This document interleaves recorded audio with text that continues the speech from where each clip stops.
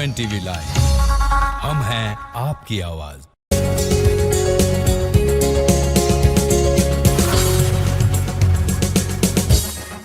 नमस्कार, UNTV live के उत्तराखंड एक नजर कार्यक्रम में आप सभी का स्वागत है। मैं हूं प्रगति पचोली।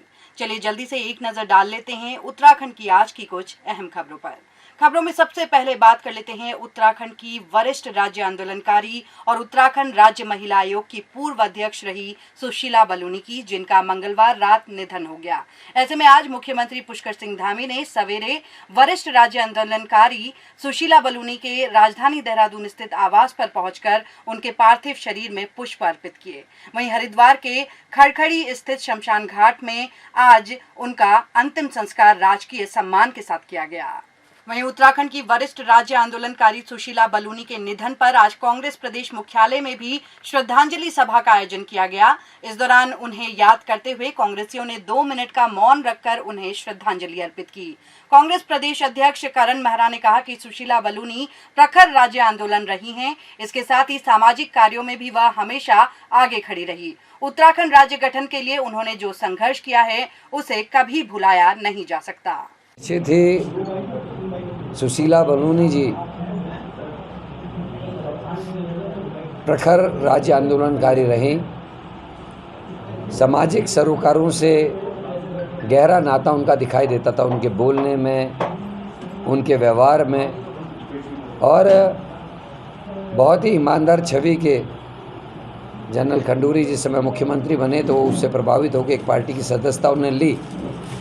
लेकिन यथाकथा जब भी उनसे मिलना होता था वो परेशान थी कि किस तरीके से प्रशासन काम कर रहा, किस तरीके से सरकारें काम कर रही हैं, और वो जो भी उनके कहने तरीके थे उसमें विरोध दर्ज भी करती थी। आज वो हमारे बीच में नहीं रही हैं और मैं धन्यवाद देना चाहता हूँ रवि जैन साहब को कि उन्होंने आज अपनी प्रस्तुति को दीदी को समर्पित करते हुए उसको लॉन्च किया है। क्योंकि जो चीज़ें जो भाई रवि ने दिखाई हैं अपने इस एल्बम में, इन सभी चीज़ों से दीदी प्रभावित हो रही थी। वो परेशान थी बेरोज़गारों पर हुए लाठीचार्ज से, वो नाराज़ थी SSSC भर्ती घोटाले से, वो नाराज़ थी पटवारी पेपर लीक से, और अंकिता के संग जो हुआ उससे तो वो बहुत ज़्यादा परेशान थी, बहुत दुखी थी। तो इस प्रस्तुति से मुझे लगता है कि सच्ची श्रद्धांजलि होगी अगर हम केवल इस एल्बम को एक बार देख भर लें और इस पर मनन चिंतन कर लें, तो आज सुशीला दीदी को ये सबसे बड़ी श्रद्धांजलि के रूप में मैं इसको देखता हूँ। अब एक जरूरी खबर, उत्तराखंड में आने वाले समय में बाहरी राज्यों के लोगों के लिए जमीन खरीदना आसान नहीं होने वाला। उत्तराखंड राज्य सरकार बाहरी राज्यों के लोगों के लिए उत्तराखंड में जमीन खरीदने को लेकर एक सख्त कानून लाने की तैयारी कर रही है, जिसके संकेत मुख्यमंत्री पुष्कर सिंह धामी भी दे चुके हैं। मुख्यमंत्री पुष्कर सिंह धामी ने साफ किया है कि प्रदेश सरकार की उन लोगों पर पैनी नजर है जो बाहरी राज्यों से आकर उत्तराखंड में जमीनें खरीद रहे हैं। शासन से मिली जानकारी के अनुसार नए कानून के तहत बाहरी राज्यों के जो लोग उत्तराखंड में व्यापार करने या फिर घर बनाने के मकसद से भूमि खरीदेंगे, उन्हें वेरिफिकेशन की सख्त प्रक्रिया से गुजरना होगा। वहीं उत्तराखंड कांग्रेस प्रदेश मुख्यालय में आज ऋषिकेश के पूर्व पार्षद कांग्रेसी नेता रवि जैन का एक गीत लॉन्च किया गया। बता दें कि रवि जैन राज्य आंदोलनकारी भी रह चुके हैं और उन्होंने सरकार के 1 साल के भ्रष्टाचार के ऊपर यह गीत गाया है, जो कि गढ़वाली भाषा में है। इस गीत के रिलीज को लेकर कांग्रेस प्रदेश अध्यक्ष करण मेहरा ने कहा कि गीत के माध्यम से आम जनता को बीजेपी के काले कारनामों का पता लग सकेगा और उनकी आंखें खुलेंगी। देखिए, जैसा कि हमारे भाई वैभव वालिया ने अभी एक्सप्लेन किया कि 1 साल में इतनी सारी घोटाले, इतनी सारी बदइंतजामियाँ आप सबने देखी हैं कि उसको भाषणों में कहना बहुत मुश्किल है। लेकिन जिस तरीके से रवि जैन साहब ने अपने इस छोटी सी एल्बम में, म्यूज़िक एल्बम में सामने प्रस्तुत किया है, निश्चित ही वो बहुत प्रभावशाली है। और हम खुश हैं कि कांग्रेस के हमारे साथी ने एक ऐसी एल्बम बनाई है जिसमें बीजेपी के लगभग सारे काले कारनामे सामने आ रहे हैं। और मुझे भरोसा इस बात का कि इस एल्बम को देखने के बाद जनता की आंखें खुलेंगी और हकीकत में इस राज्य में क्या हो रहा है ये सबकी समझ में आएगा। अगर आप रिवर राफ्टिंग का शौक रखते हैं तो यह खबर आपके लिए है।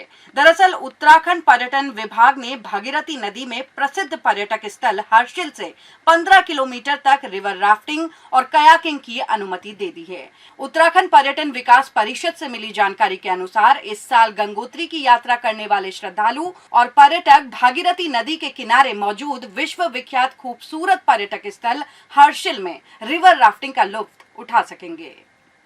खबरों में अब बात कर लेते हैं चारधाम यात्रा और मौसम के मिजाज की। तो मौसम विज्ञान केंद्र देहरादून की ओर से मौसम का पूर्वानुमान जारी किया गया है, जिसके तहत प्रदेश में अगले एक सप्ताह तक मौसम का मिजाज सामान्य रहेगा। देहरादून मौसम विज्ञान केंद्र के निदेशक विक्रम सिंह ने जानकारी साझा करते हुए बताया कि प्रदेश में अब अगले कुछ दिनों तक मौसम सामान्य रहने जा रहा है। हालांकि 14 और 15 मई के आसपास एक पश्चिमी विक्षोभ प्रदेश से गुजर रहा है, जिसकी वजह से प्रदेश के कुछ इलाकों में मौसम बदल सकता है, लेकिन इस दौरान स्थितियां सामान्य बनी रहेंगी।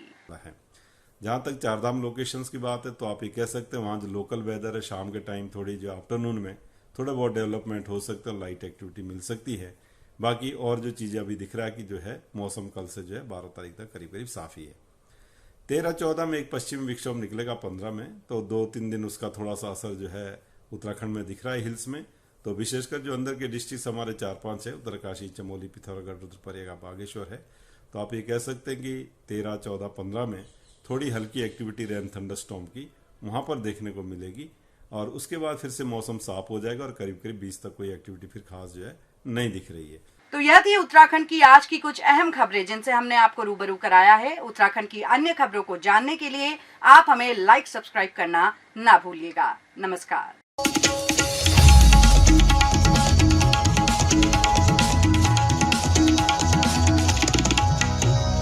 UNTV लाइव, हम हैं आपकी आवाज।